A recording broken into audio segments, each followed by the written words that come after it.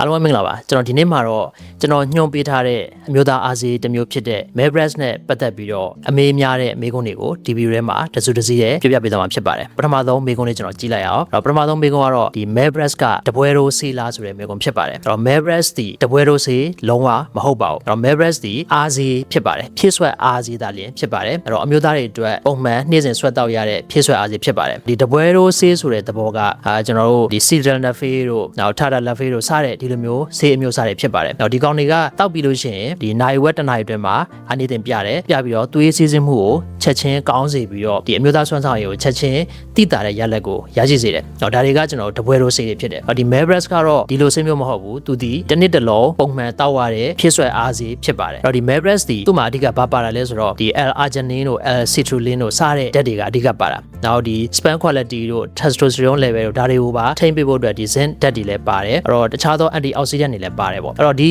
L-arginine တို့ L-citrulline တို့ကကျွန်တော်ဘာဖြစ်စေလဲဆိုတော့တကယ်တမ်းတော့ကျွန်တော်တောက်သုံးပြီးတဲ့ချိန်မှာသူက nitrate oxide ဖြစ်ပြောင်းသွားပြီးတော့ကျွန်တော်တို့အမျိုးသားအင်္ဂါကိုတွားတဲ့သွေးစီးဆင်းမှုကိုကောင်းစေတယ်သွေးကြောတွေကိုကျဲစေပြီးတော့သွေးတွေအများကြီးစီးဆင်းစေတယ်အဲ့ဒီခါမှာဒီအမျိုးသားတွေအတွက်ထောက်မှတ်မှုကိုအားပေးတယ်ပေါ့အဲ့တော့ဒီကောင်ဒီတပွဲရိုးစေးမဟုတ်ဘူးဖြစ်ဆွဲအားစေးဖြစ်တယ်တစ်နေ့တစ်လုံးပုံမှန်မိဝဲရတယ်ဖြစ်ဆွဲအားစေးသာလျင်ဖြစ်ပါတယ်အဲ့တော့တပွဲရိုးစေးလုံးဝမဟုတ်ပါဘူးအဲ့တော့ဒီတပွဲရိုးစေးတွေလိုမျိုး result ကိုချက်ချင်းရမယ်လို့မျှော်လင့်လို့မရဘူးအဲ့တော့ပုံမှန်ဆွဲတောက်ရင်းနဲ့တဖြည်းဖြည်းချင်းပဲသူ့ရဲ့ကောင်းကျိုးကိုရရှိမှာဖြစ်ပါတယ်နောက်ထပ်မေးခွန်းတစ်ခုကတော့ပန်းသေးပန်းညိုယောဂအတွက်အထောက်အကူဖြစ်လာဆိုတဲ့မေးခွန်းဖြစ်ပါတယ်ဒီ Melbreast အမျိုးသားအားစေးသည်ပန်းသေးပန်းညိုယောဂအတွက်အထောက်အကူဖြစ်စေပါတယ်အဲ့ဒီ Melbreast မှာပါဝင်တဲ့ L-arginine တို့ L-citrulline တို့ကကျွန်တော်သွေးစီးဆင်းမှုကိုကောင်းစေတာအဲ့တော့သွေးကြောတွေကိုကျဲစေပြီးတော့သွေးစီးဆင်းမှုကိုကောင်းစေတယ်ပန်းသေးပန်းညိုယောဂမှာဘယ်လိုဖြစ်လဲဆိုတော့ပန်းသေးပန်းညိုယောဂဖြစ်စေတဲ့အကြောင်းရင်းတွေကအများကြီးရှိတယ်သွေးတိုးတို့စီးကြိုတို့နောက်တခြားသောသွေးရင်းအဆီများတာအဝလွန်တာအာယွန်ကြောနဲ့ဆိုင်တဲ့ယောဂတွေစားတဲ့ယောဂတွေကြောင့်မလို့ပန်းသေးပန်းညိုယောဂဖြစ်စေတယ်နောက်စိတ်ဖိစီးမှုများတာစသဖြင့်ပေါ့ဒီနောက်အာဟာရဓာတ်တွေမပြေဝတဲ့အခါမှာလည်းဖြစ်တယ်ပန်းသေးပန်းညိုဖြစ်ပြီဆိုရင်အဓိကအကြောင်းရင်းက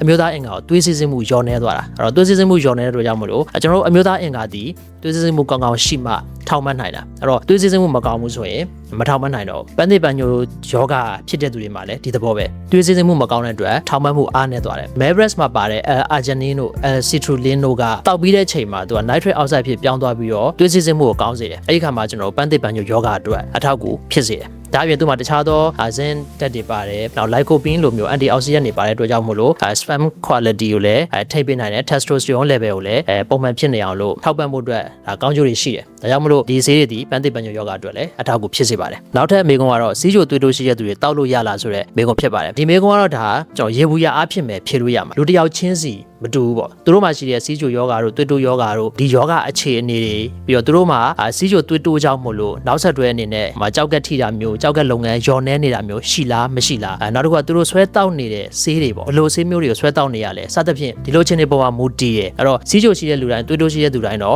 တောက်လို့မရဘူးဒါပေမဲ့စီးချိုသွေးတိုးရှိလို့လုံးဝတောက်လို့မရဘူးလားဆိုတော့အဲ့လိုလည်းမဟုတ်ဘူးတောက်လို့ရတဲ့သူရှိတယ်လို့တောက်လို့မရတဲ့သူလည်းရှိတယ်အဲ့တော့ဥပမာပေးရမယ်ဆိုရင်စီးချိုသွေးတိုးရှိတယ်ဒါပေမဲ့စီးချိုသွေးတိုးကိုကောင်းကောင်းမထိန်းနိုင်ဘူးမထိန်းနိုင်တဲ့အတွက်ကြောင့်မလို့နောက်ဆက်တွဲကြောက်ကက်လုပ်ငန်းတွေကျဆင်းနေတယ်creatinine ဓာတ်တွေမကောင်းဘူးနောက် GFR EGFR တွေလည်းပုံမှန်မဟုတ်ဘူးကြောက်ကက်လုပ်ငန်းကျဆင်းနေရဆိုရင်တော့မတောက်တင်ဒီစီးချိုသွေးတိုးရှိတယ်သူဆွဲတောက်နေရတဲ့ဆေးထဲမှာဆိုရင်လည်းပဲတခြားသောသွေးကြောကျဲစေတဲ့သွေးပေါင်ကျစေတဲ့ဆေးတွေပါနေတယ်ဥပမာဖြင့်တချို့ကဆေးချိုသွေးတိုးရှိရဒါအပြင်နှလုံးသွေးကြောကျဉ်ယောဂပါရှိနေတဲ့အတွက်ကြောင့်မို့လို့ဒီ nitrate ပါဝင်တဲ့နှလုံးသွေးကြောကျဲစေတဲ့ဆေးတွေတောက်နေရတာသွေးကျဲဆေးတွေတောက်နေရတာပြီးတော့သွေးပေါင်ကျဆေးတွေအများကြီးတောက်နေရတာစီးဆေးတွေတောက်နေရတာစသဖြင့်ကိုကဒီယောဂအခန့်တစ်ခုအတွက်ဆေးတွေအများကြီးတောက်နေရတယ်ဆိုရင်တော့ကျွန်တော်တို့ကဒီဆေးကိုကိုယ်သဘောနဲ့ကိုမတောက်တင်ဘူးဖြစ်နိုင်ရင်တော့မတောက်ဘဲနေတာပိုကောင်းတယ်အကယ်မဖြစ်မနေကတောက်ချင်စိတ်ရှိတယ်တောက်ကြည့်ချင်တယ်ဆိုရင်တော့ကိုပြတ်သားနေတဲ့ဆရာအောင်နဲ့တခြားတိုင်ပင်ပြီးတော့မှပဲတောက်တင်တယ်အဲ့တော့ယောဂခံရှိပြီးတော့ဆေးတွေအများကြီးတောက်နေရတယ်ဆိုရင်တော့ကျွန်တော်တို့ဆရာအောင်နဲ့တိုင်ပင်ပြီးတော့မှပဲတောက်တင်တယ်ယောဂခံရှိတယ်နောက်ဆက်တွဲကြောက်ကက်ယောဂလည်းမကောင်းဆိုရင်တော့မတောက်တင်ဘူးဒါဆိုရင်ဘယ်လိုလူတွေကတောက်လို့ရနိုင်လဲဆိုတော့ကိုယ်မှာသွေးတိုးလည်းရှိရစီးချိုလည်းရှိရသို့မဟုတ်သွေးတိုးသို့မဟုတ်စီးချိုတစ်ခုခုရှိရဒါပေမဲ့ကိုကယောဂအရင်မဆိုဘူ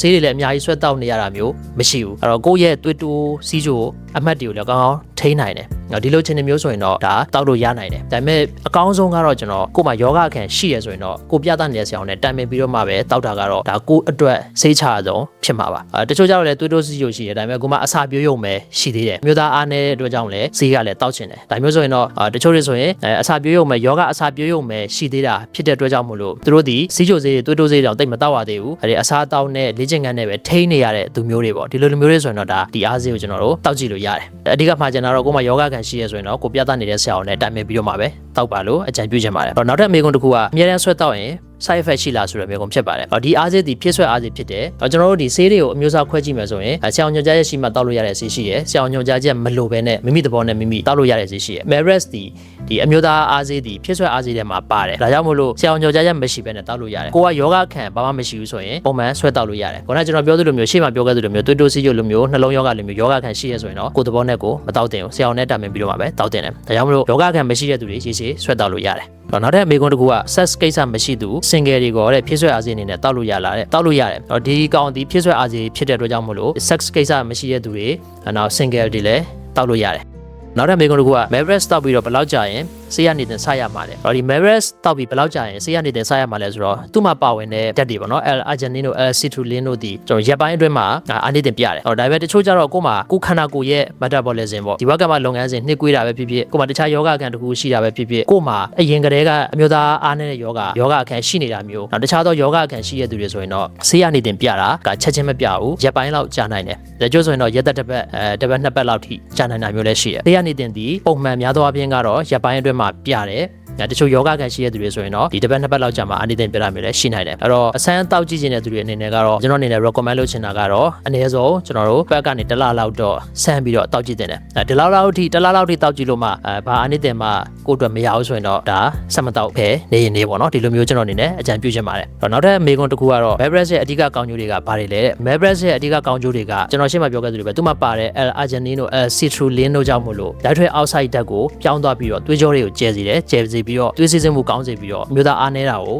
အထောက်အကူဖြစ်စေတာဒါအပြင်သူ့မှာပါဝင်တဲ့ဒီ zinc ဓာတ်တို့ lycopene တို့ဒါတွေအကြောင်းမို့လို့လေဒီ sperm quality တို့ testosterone level တို့ဒါတွေကိုလည်းဆိုတော့ထိပေးနိုင်ဆိုရင်အာနိသင်ရှိရပေါ့။သူဒီဖြစ်ဆွဲအားကြီးဖြစ်တဲ့အတွက်ကြောင့်မလို့တပွဲရိုးဆေးတွေလိုမျိုးချက်ချင်းအာနိသင်ချက်ချင်းပြတာမျိုးတော့ရှိမှာမဟုတ်ဘူး။ဒါတွေကတော့သူ့ရဲ့ကောင်းကျိုးတွေဖြစ်ပါတယ်။နောက်တော့ဆိုရင်ဒီ Meres အမျိုးသားအားကြီးနဲ့ပတ်သက်ပြီးတော့သိချင်နေကြတဲ့အမေကွန်တွေကိုသိရှိသွားတာပြီးလို့ယူဆပါတယ်။တခြားသိချင်တဲ့အမေကွန်တွေရှင်လည်းမေးထားပါ။ကျွန်တော်ဒီလိုမျိုးဗီဒီယိုလေးလုပ်ပြီးတော့ကြားပြသွားမှာဖြစ်ပါတယ်။ဒီ Meres အမျိုးသားအားကြီးကိုကိုကအမျိုးသားအားနေလို့ပဲဖြစ်ဖြစ်ကောက်ွယ်ခြင်းလို့ပဲဖြစ်ဖြစ်ဖြစ်ဆွဲဆေးအနေနဲ့တောက်ခြင်းလို့ပဲဖြစ်ဖြစ်ဒီလိုမျိုးတောက်ခြင်းနဲ့ဆိုရင်ကျွန်တော်ဝယ်ယူလို့ရမယ့် Viber နံပါတ်ကို comment မှာရေးပေးထားပါမယ်အားလုံးကျေးဇူးတင်ပါတယ်ကျွန်တော်နောက်ထပ်ဗီဒီယိုတွေမှာပြန်တွေ့ပါမယ်